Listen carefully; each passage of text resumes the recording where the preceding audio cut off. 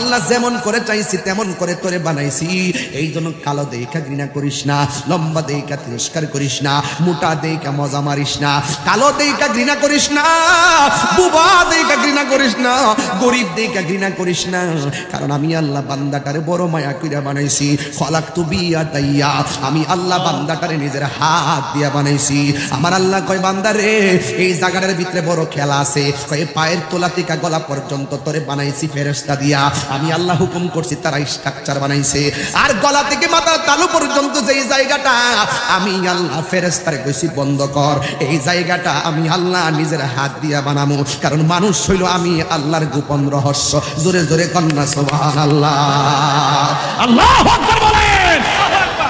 এই জন্য বান্দা একটাবার তাকায়া দেখেন, এই জায়গাটা যে আল্লাহ বানাইছে, এই জায়গার ভিতরে আমার আল্লাহ কথা বলার সেন্টার বানাইছে।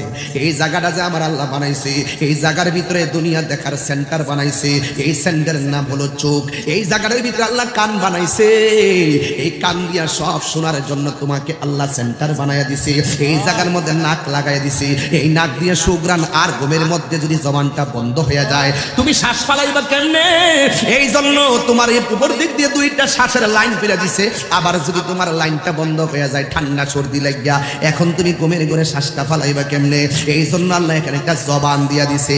এই জন্য যুবক আমার আল্লাহ যে কত মহিয়ান বোঝার জন্য এই জায়গার ভিতরে একটা জিহ্বা দিছে। জিহ্বাটা শুকাইয়া গেলে মানুষের শ্বাস আসে না, জীবন বাইরে যায়। এই জন্য এমন একটা থুতু লাগাইয়া দিছে, তোমার কথা বলতে কোনো অসুবিধা কই না। বেশি থুতুও দেয় নাই, কমও দেয় নাই।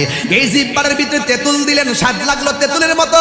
এই জিহ্বার মধ্যে গুড় দিলেন, মিষ্টি লাগলো মিষ্টির মতো। কথা কোন ঠিক কিনা? আমার আল্লাহ এত সুন্দর রং বেরঙ্গের মজা জিহ্বার মধ্যে দিছে। আপেল খাইলে আঙ্গুর ফলের স্বাদ চলে যায়, আঙ্গুর ফল খাইলে বেদানার স্বাদ চলে যায়। এই জিহ্বার ভিতরে এত স্বাদ দিছে।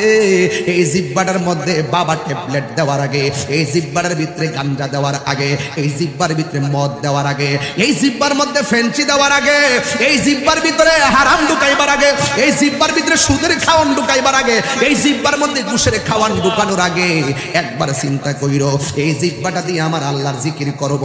গিজাউল কালবে জিকরুল্লাহ। আঙ্গুর ফল খাইলে গায়ের মধ্যে শক্তি হয়, বেদানা খাইলে গায়ের মধ্যে শক্তি হয়। এই ভিতরে একটা রুহু আছে, এই কলব আছে, কলব। এইটাকে যদি জিন্দা করতে চাও, আঙ্গুর ফল খাইলে কলব জিন্দা হবে না। গিজাউল কালবে জিকরুল্লাহ। এই কলবের খাদ্য হলো আমার আল্লাহ পাকের জিকির। কথা বলেন না ঠিক কিনা?